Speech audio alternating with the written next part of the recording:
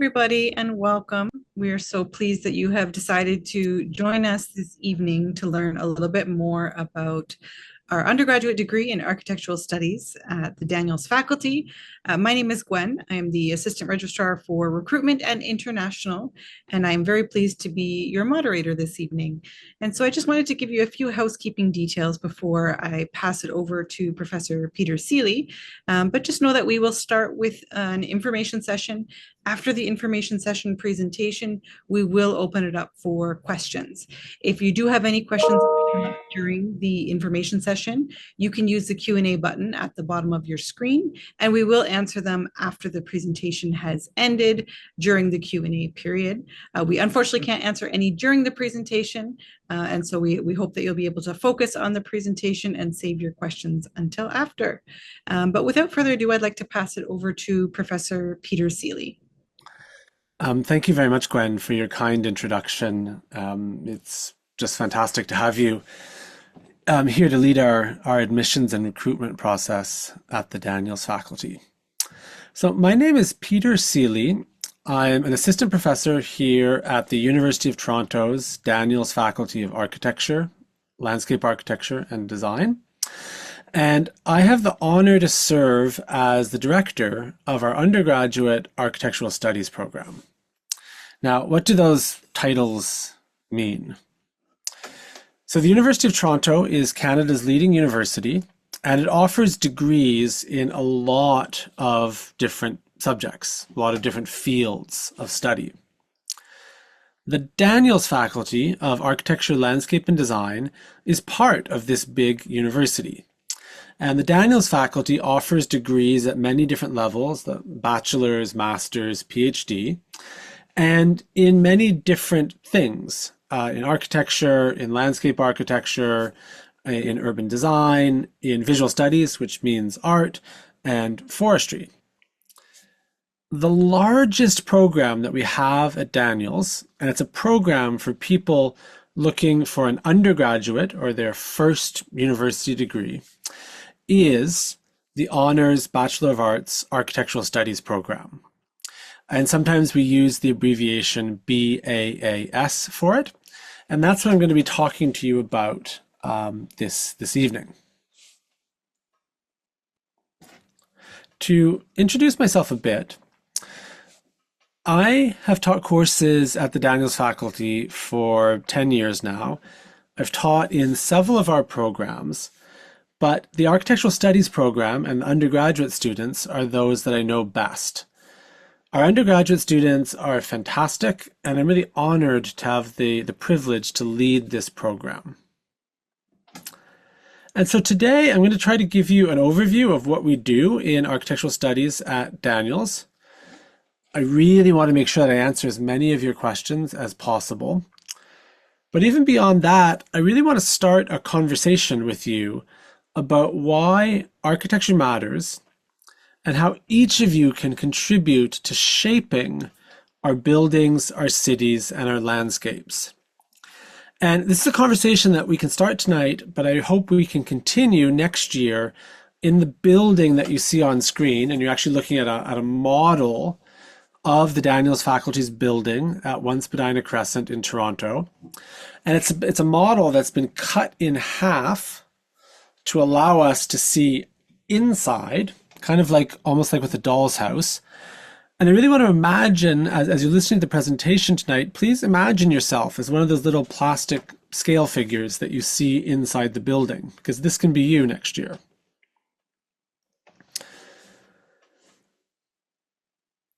You will share this building, the Daniels faculty and the University of Toronto, with a truly dynamic, diverse, and fantastic set of teachers, staff, and students.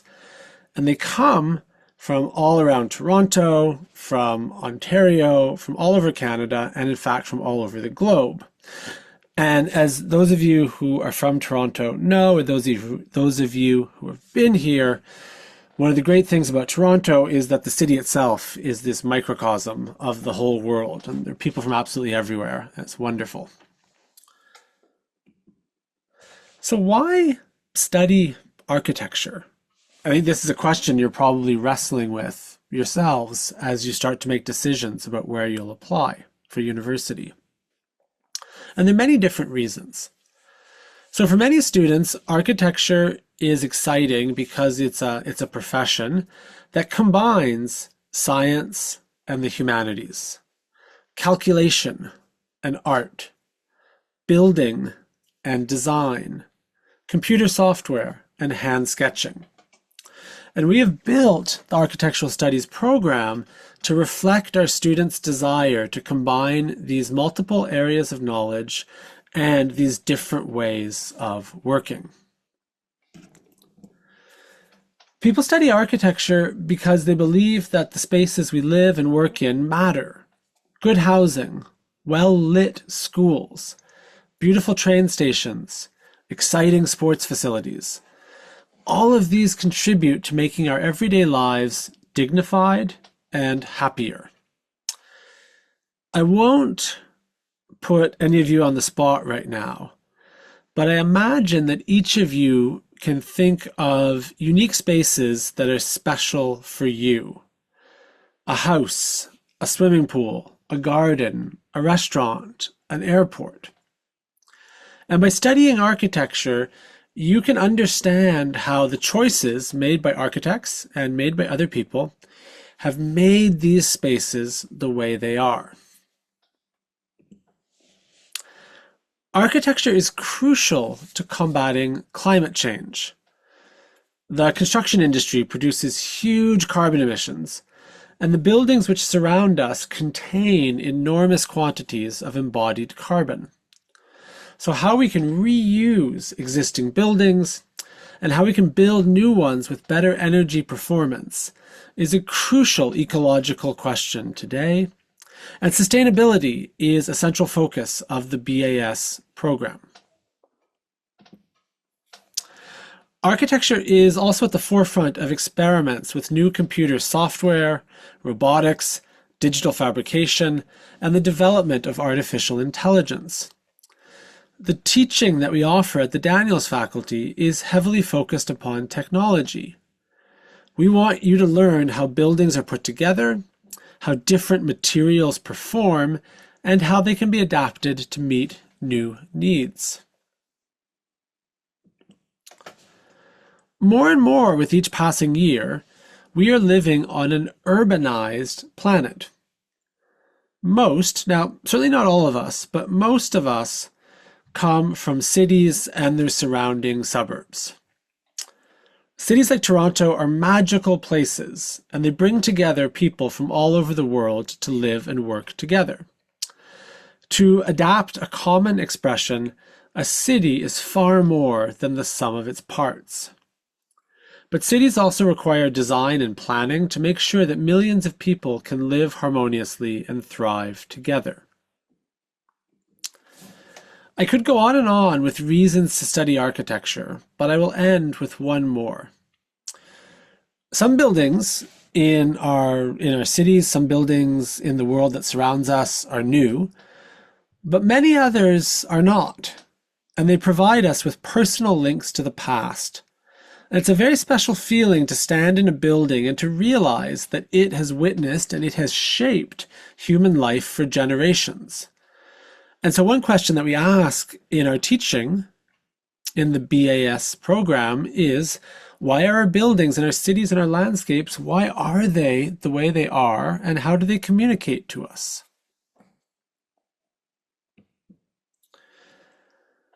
The goal of the Bachelor of Arts Architectural Studies program is to do two things at once. And this is perhaps the most important point that I can make in this presentation today. At the Daniels faculty, we will prepare you for future careers in architecture and in related fields like landscape architecture or urban planning. But at the same time, and we are extremely proud of this, and it really matters and it's very important, we will also prepare students who want to move in completely different directions. The Bachelor of Arts Architectural Studies degree is, in my opinion, the best possible first step for you on your path towards becoming an architect. But it's also a fantastic preparation for becoming a dentist, a business person, a computer technologist, or even an astronaut.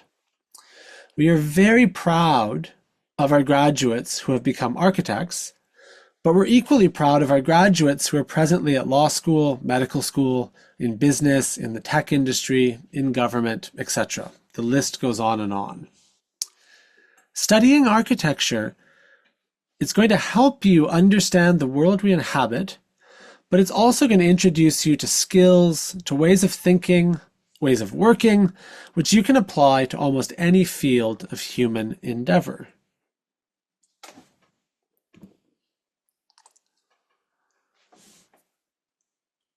One of the most common questions that I'm asked at presentations like this evening's is, what kind of courses will I take? And sometimes it can be hard when you're a high school student or when you're studying in another subject.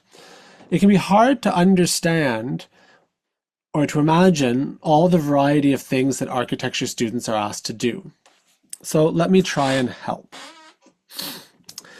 If you think about your first year, about what kind of courses you'll take next year at the Daniels faculty, in both fall and winter, you'll have a design studio course.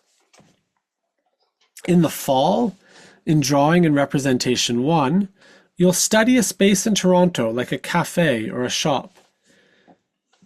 You'll be introduced to the city at the same time, that you'll learn about the different kinds of drawings that architects make. And we see examples of work that students have made in this course on screen. Then in the winter, in Design Studio 1, you'll do a variety of design exercises, including making a short film, before you'll design a small building in downtown Toronto. Also in the fall of your first year, you'll take Computation and Design, a course in which you'll begin to learn many of the computer software programs that are used by architects, as well as some coding. It's very hard to know what kind of software architects are going to be using to make buildings in 5 or 10 years. So our focus is instead on teaching you how to learn new software, so you'll be ready to adapt in your own careers. And I know that the transformational effects of artificial intelligence can seem scary, and I certainly worry about them myself. But studying in architecture will bring you into contact and will help you learn how to use all sorts of new kinds of computer technology. In other words, you can actually be part of this sort of AI revolution, whose outcome we don't really know. You'll also, and I think this is crucial in your first year, take a history course in both your first and your second terms. In other words, you'll be working on studio projects, doing a lot of drawing and designing. You'll be learning computer software, but you'll also be reading and writing and debating and understanding the history and what buildings have come before us. And having that mixture of courses is really fantastic. I know it's really energizing for our students, and it helps to produce well-rounded graduates who are ready for just about anything. You will also, and this is a real strength of the Daniels faculty, because we also have the Visual Studies program or a Fine Arts program, you'll also take 2 art courses during your first year, which will be a chance for you, first of all, to be exposed to a whole bunch of new ideas, and also to explore your own creativity through making artworks.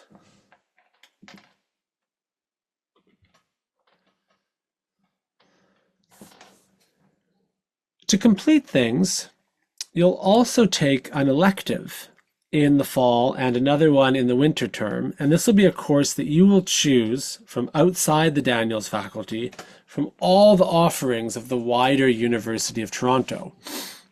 For some students, that'll be first year university calculus. For others, it might be political science, business, literature, computer science, etc. It's a moment First of all, when students get to add a bit of variety to what they're doing, to even add to all of these different ways of learning that you'll be exposed to. And it's also a chance for you to take advantage of studying at Canada's top university.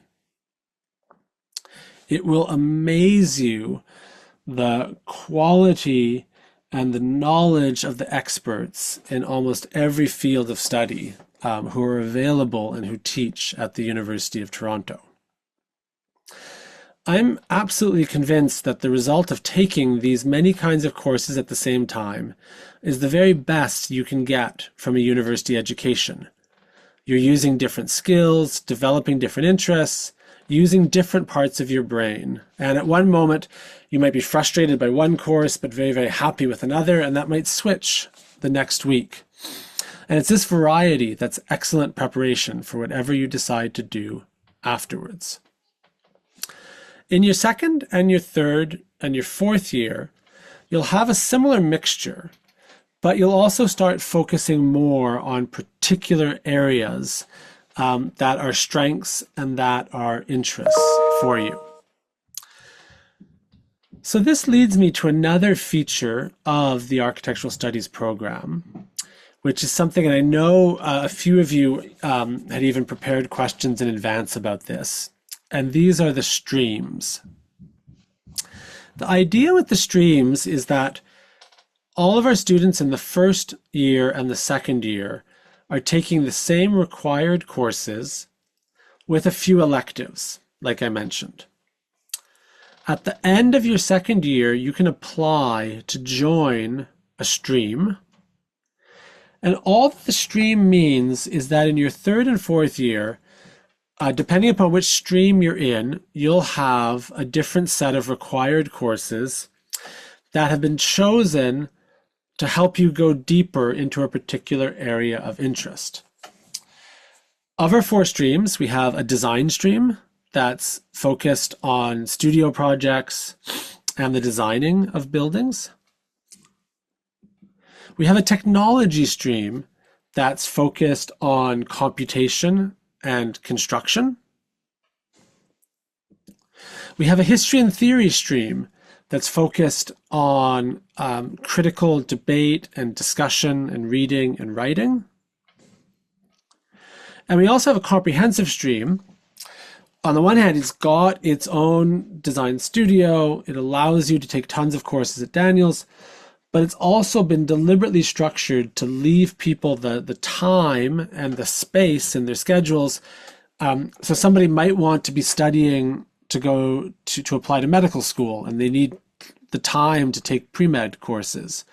Or someone might want to do a minor, and a minor, it's just like another kind of credential or another sort of, it's something that's listed on your degree that says you've taken a bunch of courses in a particular subject. So you might get the Bachelor of Arts Architectural Studies degree, but you might choose a minor also in visual studies, or a minor in French, or a minor in commerce, or a minor in computer science. And the comprehensive stream is one of the things it's trying to do is to give you the space and time, for instance, to pursue minors. Having spoken about why you might want to study architecture, having explained our first year courses, having briefly introduced the streams, and again, those are more relevant for third and fourth year students, I want to take a couple of minutes to talk about some of our special offerings. Students in third and fourth year can apply to DRIP, which is the Daniels Research Internship Program. And it's quite competitive, but it's a really amazing opportunity for Daniels students to have 6-week paid internships with excellent design and architecture firms in the Toronto area. And it's a great chance for students to gain professional experience in a well-planned and organized setting. We also have a number of summer design builds, which are courses where students work with an instructor, and they don't just imagine a building, they actually go and build it.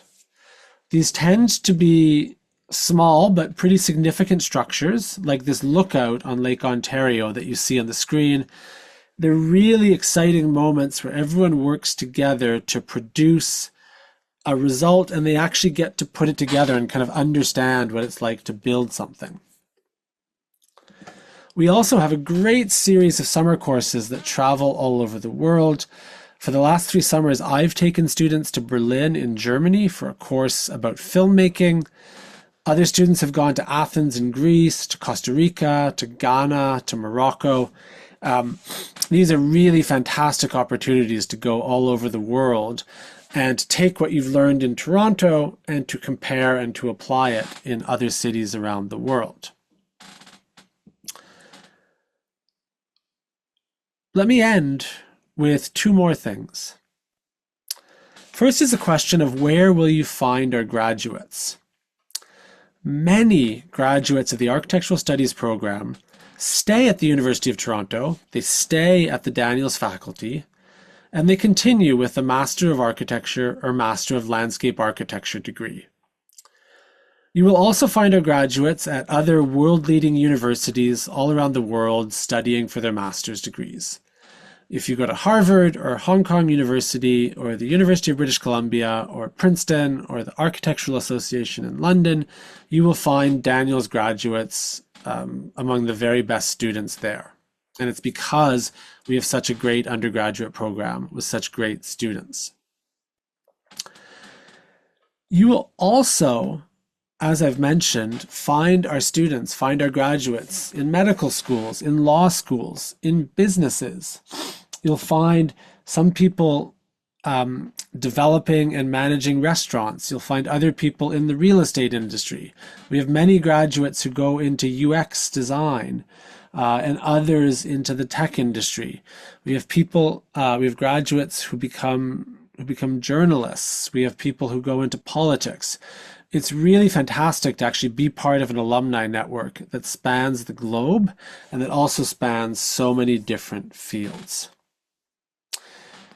All of these graduates take with them a confidence at presenting and discussing their ideas, a confidence at learning and adapting to new technology, a belief in being able to work through complex problems, to work by themselves and to work in teams to design, and an ability to mix the virtual and the physical, to do things on the computer and to fabricate them by hand. The final thing I'll touch is about applying to the Daniels faculty. And Gwen and our website can provide you with more precise details. But what I want to talk about are just the 2 different parts of our application. So there's one part that's completely standard that goes through a regular application portal. And you kind of apply and you give your information and your grades and other things. But then you will be asked to do a supplemental application. And this is called the One Idea. And it actually has 2 parts. So we've got the kind of standard application, and then you're asked for something else called the One Idea. And the One Idea breaks into 2 different bits. One of them is required and one of them is optional. The required part is called the One Idea essay, and it's a short text. It's about 400 or 500 words, and you will write it in response to a question. I believe we have 4 different questions. You choose the one you want to answer, and then you write us an answer about that, and that's required. This is a chance for you to demonstrate your ability to communicate through writing, and it's also a chance for you to tell us about yourself, about your interests, about your passions, about who you are. The optional part, in other words, the thing you might choose to do or the thing you might choose not to do, the optional part is the chance to submit up to 6 images of works that you have produced. We do not require a portfolio. because we know that some students have had great high school art courses and others have not. Some students have a passion for playing the violin or volleyball, which isn't easy to put in a portfolio, while others have been making sculptures or paintings since they were very young. So that's why we leave the choice up to you, whether you want to submit some images or not. Now, that means it's a little complicated and you have to make a decision. So how to decide? It's up to you, but if you have works of which you are proud, which help to explain who you are and what your interests are, then please do include them. And don't limit yourself to artworks. Maybe you made a rocket in science camp and you can draw a diagram of how it worked. Or maybe you're passionate about cooking and can photograph experiments that you've done in your kitchen. Gwen will now moderate a question and answer session, and I'm looking forward to speaking with you and to answering your questions. Please don't feel shy. Don't hesitate to ask anything. And you're also welcome to reach out to the Daniels faculty through our website and by email. So thank you very much. Thank you, Peter. And so we will open it up now for Q&A. So as I mentioned earlier, or if you joined a little bit later, you can use the Q&A button at the bottom of your screen, and you can enter your questions there, and we will answer them one by one. So there were some questions that did come in advance, and I think some of them you did answer already when talking about the portfolio. But one question that we sometimes get from prospective students is, should students show a progression in their work in the images that they submit? I think that's a great idea. It's always going to be up to you exactly what you choose, but what I think you can do is just make sure that it's clear. For instance, you're usually able to put a little caption for the image. So you can use the title, something like, sketch for this. And then we see the final work in the next image, and it's kind of, final version or something. So you can just make sure that it's kind of clear that you are showing us a progression. But I think that could be fantastic. So there might be one person who's really into painting, and you show us how your painting has developed over the last 6 years, maybe with 6 images. That could be fantastic. And we can see by looking at, for instance, the year that you put in the title, or by reading version 1, version 2, version 3, we can definitely see your progression. Someone else might decide, look, I've got 6 different things, or I've got 5 different things. I've got each one in what I think is its best state, so I'm going to include it that way. So both are fine. Okay, so the portfolio is optional to submit for architectural studies. Is it preferred that one submits a portfolio? No, we are very, very, very deliberate about not coming down yes or no. And I understand that's frustrating, because it would actually be much easier if I would just tell you. As I've mentioned, it's because we know for some people already on your phone, you've got tons of photographs of things you've done that can be communicated visually very, very well. And there'll be other people who might be very, very worried and very nervous when they even hear this discussion of images. What I think the question you should ask yourself is, are there things you've done that you can show us visually using images that you think help us get a better picture of who you are and better understand why you should be an architectural studies student next year? If yes, go for it, absolutely. But if you're thinking, honestly, no, I'm afraid these, if I had to give you images of something, I think that would actually give you a bad or the wrong impression. I'm going to show you in my one idea essay, and I'm showing you with my high school grades who I am. Then that is perfectly fine. Okay, lots of questions coming in. Okay. If someone has already submitted their application, when can they expect to receive a response? I don't know if you know. Well, all I know is the responses go out at all sorts of different times during the winter. It often also depends upon the number of applications received. It's just the time to kind of process them. Um, I think even sometimes you get a little bit of a frustrating, you kind of getting an email telling you to go check the portal, which just says that your application is still under consideration. So I can't give you a definite answer for that. I think timing wise, though, between January and probably the spring and April Yes, is the exactly. Yeah, possibility exactly. of those decisions will be Yeah. made. Um, this question is from a parent. Their Oh, daughter is great. very passionate about the program and understands that it is competitive and prestigious. What type of grades should she strive for in order to maintain as competitive as she can? I can give a rough idea for Ontario high schools. So this might be helpful, or it might be completely unhelpful if you're somewhere else in the world with a totally different system.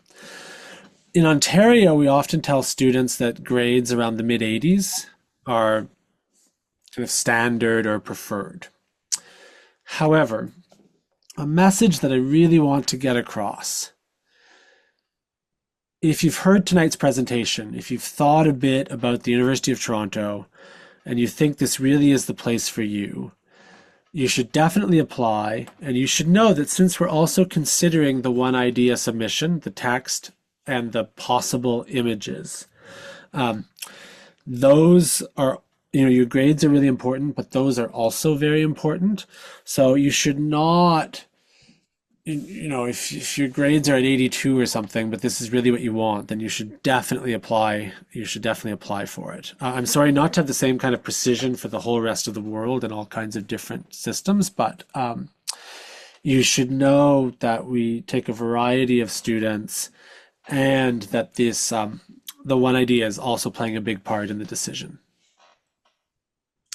Will applicants be required to show their physical portfolio pieces? No, So, like bring in no, a painting or no, sculpture? no. Okay. How valuable is it to showcase a range of different mediums or different projects in the portfolio? I realize it's really frustrating when I answer questions with kind of yes and no. But I'm going to do it because to be honest about it, I really want to flip the question around and say, let's say you decide to do the images, or you're thinking right now of what you could submit. Do I get a better picture of you from seeing the many different things you do? In other words, do you think you can communicate well? Here's a sculpture I made. Here's some photography. Here's some landscape gardening I've done. Here's a science project I've done, etc. Or do I get a better picture of you from seeing, oh, wait, I've been doing, you can imagine a student who's been doing music composition for years, and they're actually sharing some of the music that they've composed, and they give us 3, 4, 5, 6 examples. So it's really, I know that's frustrating, like it's up to you, it's up to you. But what I mean by that is you have the choice of what you show us. And so for some people, they actually want to show us the breadth, and other people want to show us maybe their strength in a particular area. If I could use a sports analogy, when you're trying out for a sports team, there'll be some people who'll be trying to say, look, I can do all these different things in basketball. I can shoot from anywhere on the court, and I can play defense, and I've got good stamina. And there's someone else who's saying, look, I'm just going to prove to you, I'm going to stand right under the net and I will grab every single rebound. And I'm just going to show you that for the 2 hours of the tryout. Sorry, that's probably not helpful, but anyway. Thank you. There's a number of admissions questions that I'm just going to do my best to answer very quickly. Mhm. So the first question is, what are the requirements for international students? This varies depending on the curriculum you are applying with. So I'm just going to put a quick email in the chat. It's undergraduate@daniels.utoronto.ca, and any and all specific admission questions can and should be sent there for accurate information. And so there's a few questions about UNM courses as well. The only courses that we're going to be looking at from an Ontario high school for UNM is your English and then your top 6 UNM courses. And so for all the questions about different courses that you're taking, we're just looking at the admission requirements. Yeah. So this question is, how many students are you accepting into the program? So how many spaces are there in the program So, for? um, roughly speaking, each first year class or each cohort can be 220, 240, 250 students or so. It varies partly on the quality of the applicants. We always want excellent people. It can also vary depending upon the number of people who we accept people. We hope that everyone we admit will come to Toronto, but we know that sometimes people don't. So that can also shape the precise number of people who end up at Daniels. But each year is slightly different. Okay. If somebody is not in high school but currently in college, Yep. what kind of grades should they have in order to be competitive for admission as a transfer student? I definitely don't know that off the top of my head. That the email that Gwen has put in the chat is absolutely the people to contact about that. We it's something we're really proud of at Daniels. Most of our students come straight from high school, but lots of people transfer from elsewhere in other programs. We're really proud of that. So you should definitely get in touch, and someone will give you a more precise answer. But we'll also just encourage you to apply, please. If someone decides to submit portfolio images, is it possible that they would count against you in the acceptance decision? Yes. Now, that's not to scare you at all. I'm not expecting, professional artworks, but you can, if the images, well, you could probably all imagine, if you think of all the things you've done in art class, there are some things that probably show you trying hard and making progress, and there are probably other things that might be very difficult to understand or just don't show you at your best. So yes, they're being evaluated. Okay. So this is a two-part question. And the first question is it mandatory to send in progression photos for artwork in the portfolio? No. Okay. And the next part of that is, if someone graduates with a Bachelor of Arts in Architectural Studies, is this something they could use if they were interested in becoming a visual arts teacher? Oh, um, I definitely think so, and I'm going to tell you the reasons why.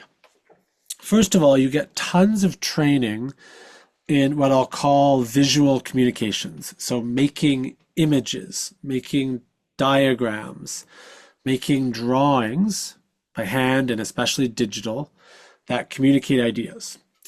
The Daniels faculty will also give you tons of opportunity to take our visual studies or fine arts courses as well. So you'll be very close to the world of art. You'll also become very, very strong at presenting ideas, at critiquing your own work and critiquing other people's work. In other words, you're constantly talking about the images and the designs that you're making with professors, but also with other students. So I think it's great preparation. You can check exactly what are the requirements to become a teacher, at what level in different places in the world. And, there's some places where it would be the qualities that I've just described, and there are other places where you might need a particular certificate or something. So it's always something you can research a bit more deeply. But I think that our graduates are great at teaching other people how to do things visually and artistically. Yes, definitely check with the Faculty of Education if you are thinking about education as a future career, and just check to see which courses they're looking for as teachables, because it does make a difference, as Peter mentioned, which level you hope to teach at. Another portfolio question, do Sure. students need a caption for each of their images? You definitely have the chance to give us one. So I think the answer would be, and usually the caption is maybe like a title and a year, and you explain. So for instance, like self-portrait 2024, um, you know, charcoal on paper or something. But you don't really have to give more of that. It's kind of up to you. What's a little bit of text? I mean, sometimes it's so self-evident. You could imagine a student submitting 6 different self-portraits, and that's kind of just title them self-portrait, and that's it. Whereas with Okay. another student, it might actually be really useful to explain, like this is exactly what it is. So math and physics are not required courses as part of the admission requirements. And so does this program focus a bit more on design over math and logic? Hmm. The first answer to that, let's say at the most general level, the answer could be yes. And we have a Bachelor of Arts degree. Um, However, if instead of math and logic, I say things like computation and calculation, then there are many moments in our curriculum where you're doing just that, whether it's learning how to code, whether it's learning how to build things with a 5-axis robot, whether it's taking courses about building structures and kind of learning how, at least beginning to learn, how you would calculate the size of beams and columns.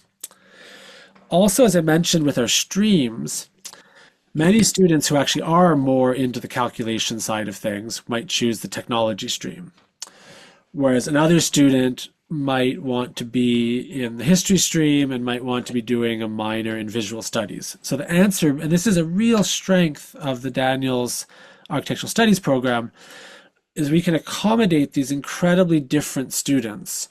We have people who are in the technology stream, and they're also doing all of their calculus and physics courses kind of all the way through.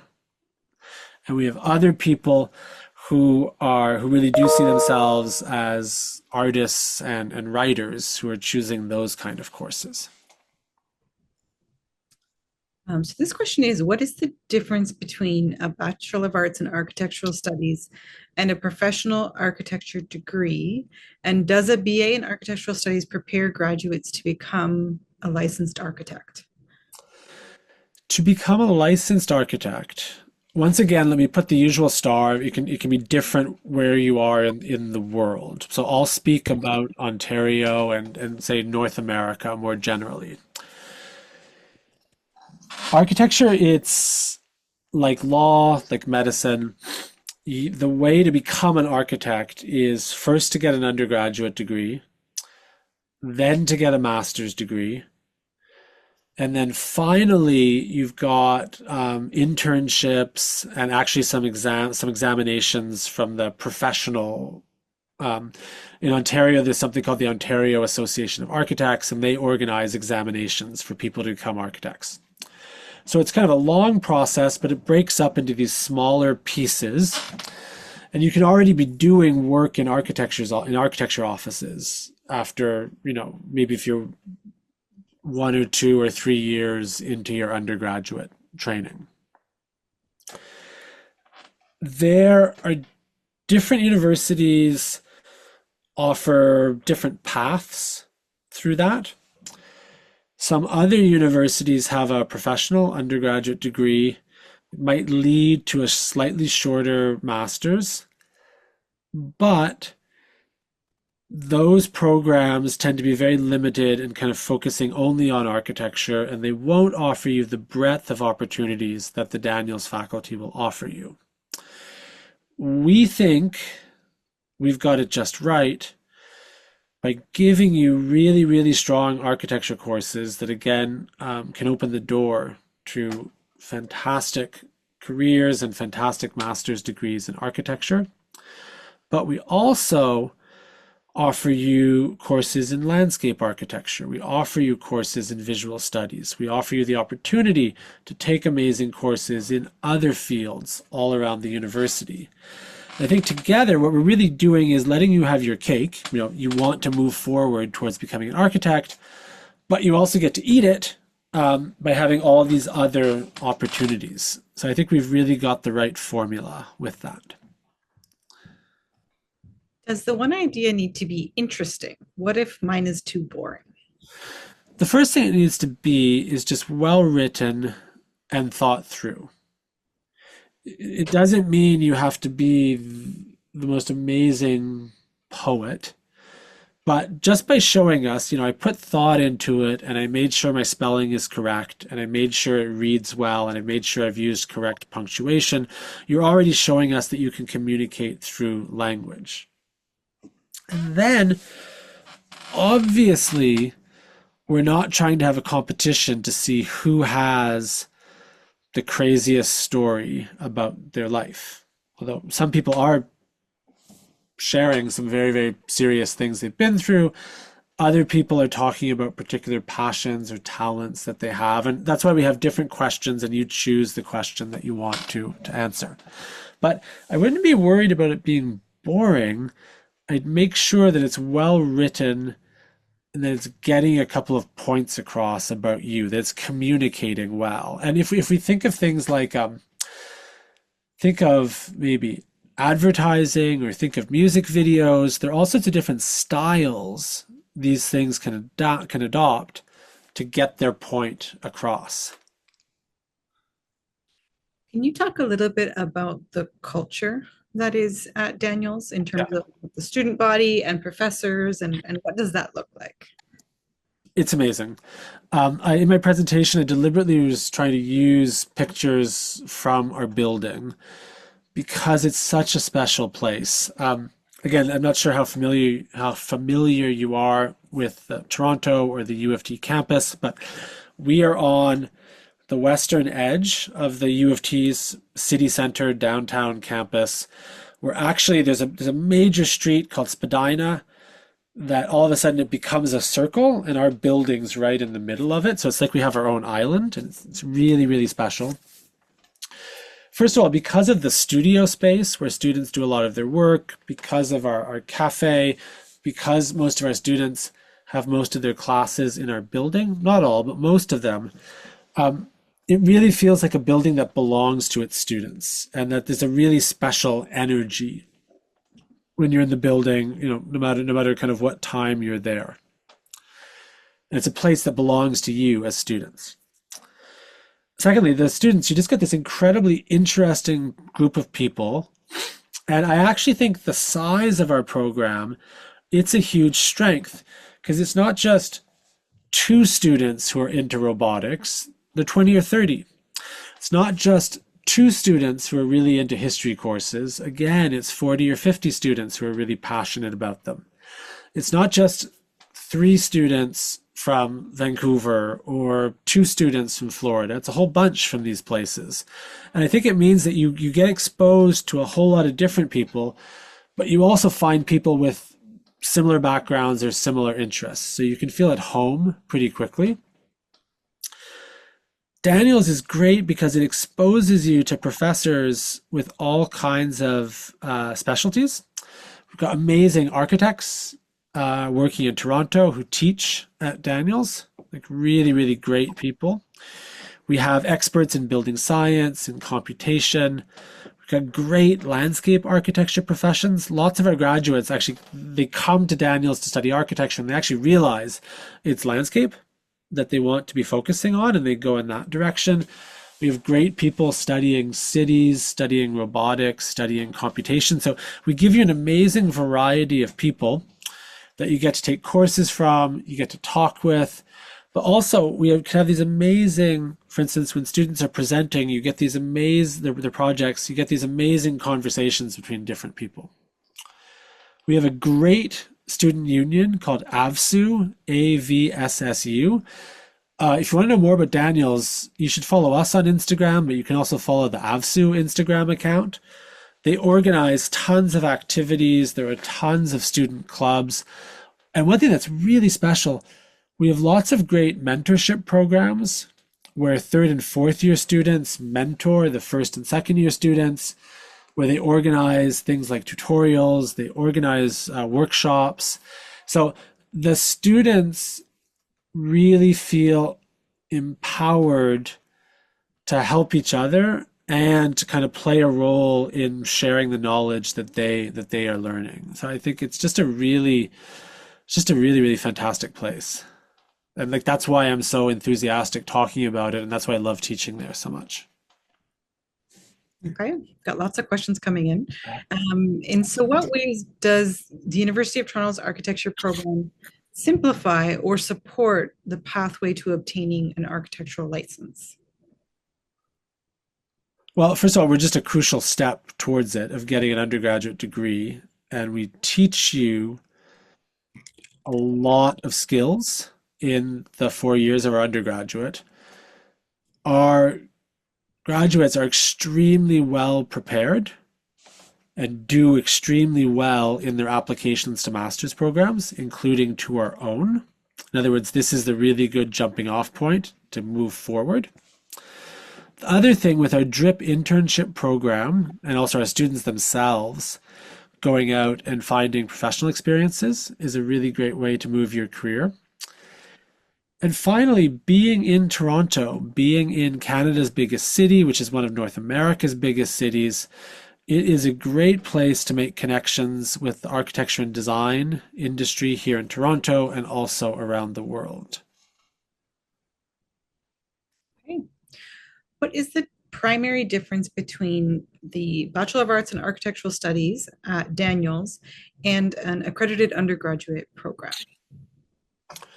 I think we offer you a lot more breadth, as I've been mentioning, the chance to not only really advance as an architecture student, but also to be exposed to landscape and visual studies and lots of other different things based on your interests. I think that's really, really important. And it actually makes you a stronger candidate for future studies at the master's level. And it keeps way more doors open for you. Secondly, I mean, it can also depend, like where do you want to be? Where do you want to study? Do you want to be in a small town? Do you want to be in a big city? Do you want to feel that you're at the center of things or you're on the periphery? Different people have different interests or maybe a different vibe that they're looking for. But the reputation of the University of Toronto, the quality of people we have in almost every field, and the energy of being right in downtown Toronto are really, really, really special. And I think those advantages far outweigh the fact that um, you might have a couple of extra courses to take as a master's student or something like that. And I would note that most of the very best architecture schools around the world are set up and really, really happy to take our architectural studies graduates, including our own master's program at Daniels. How abstract or real does the one idea piece have to be? First of all, it has to be well written and well argued. Abstraction or realism are a choice that you can make. Do you want, when you are trying to explain something, do you prefer to explain it using real concrete examples? Or do you prefer thinking more abstractly or more generally?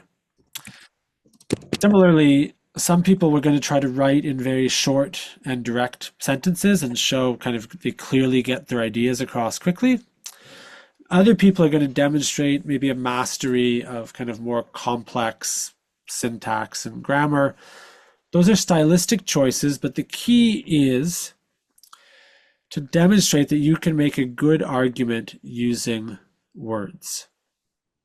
And this is something that gets to the heart of architecture, that there are incredibly stunning buildings in the world that are very minimalist, and there are incredibly stunning buildings in the world that are heavily ornamented. It's the same thing with music. Again, if you think of soccer teams playing, there are very different ways to score goals, and some people will prefer one or the other.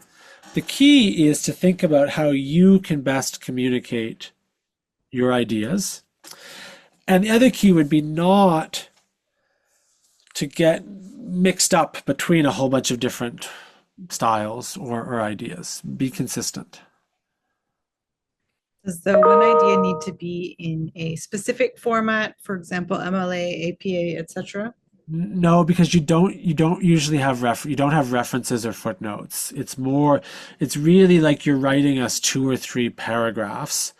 It should have correct spelling, correct punctuation. It should be clear and easy to read. If you want to reference things, you certainly can, but you can also do that just textually to say, as I read in Nelson Mandela's biography, and then you can keep going. You don't need a footnote or a reference. Is there any preference for applicants to submit their application as early as possible? Because we do have an early admission deadline. We do, but I think it just passed. Um, Today, yes, it did. Yeah, okay. So first of all, no, there's no discrimination of, you have better chances to get in early or late. We did have an early deadline, which again I think either just passed. I think it passed yesterday, but you can check. Um, that I believe in that case guaranteed an earlier decision. So the key thing is just that to respect the final deadlines that will be coming up in the new year. And if you have any doubt about that, check our website and write us an email. absolutely. Is there any particular residence that is affiliated or preferred for students in architectural studies? Um, Not affiliated or preferred, but tons of our students stay at Chestnut, which is really great because it's got tons of Daniel students there. So it has kind of a really, I think it's part of that culture that the earlier question asked about. And it's also really fun because Chestnut, you'll have like tons of students walking there to back and forth to our building. There's a new residence called Oak House that's also opened that's pretty close to One Spadina Crescent, and I think increasingly many of our students are going to choose there. And then we have other students who end up at all kinds of different residences and colleges all over the campus. Um, each has advantages, for instance, but I think the point I want to get across is if you're at Chestnut, you'd be with a ton of Daniel students, and I think Oak House is going to increasingly become that way as well. Yeah, absolutely. If I understand correctly, I think Oak House has a floor dedicated to, The Daniels. yeah. So this is another one idea question. Should we provide specific architectural ideas we are interested in? Oh, Or sorry. Oh, sorry. is Go ahead. it more about how our interests make us a good fit for this program? Actually, when you read the questions, you'll see that they're a bit broader than that. And it might be that you actually really do want to talk to us about something specifically architectural, and that's great. But you might also end up talking about something totally different. If I can, again, maybe we have time for one more question, but if I can leave you with a key point, it's that we know that some people are going to show up at Daniels and they already know a lot about history of art and architecture, or they've already used Photoshop, or they've already used lots of computer software. You've been building Minecraft worlds since you were 7. But other people, this will be completely new, and that's fine. The courses are set up to really start you from the beginning. And it's the same thing in the one idea that some people might actually be telling us, like, oh, I come from a family of architects and engineers, and here are 3 things that I've learned from that. But someone else is going to be talking about the summer where they worked on a farm, or again, I'm just making up silly examples, but do not feel like you have to pretend to be someone else while you're answering this question. Absolutely. So we've actually gotten through all of the questions that Great. for all of our guests. If you do have a question that comes up in the future or next week, please send an email to undergraduate@daniels@utoronto.ca, and we would be more than happy to answer any of your questions. So thank you for joining us. Thank you, Peter, for that presentation on the My pleasure. program and answering all of the many questions that came through. So wishing everybody a wonderful evening.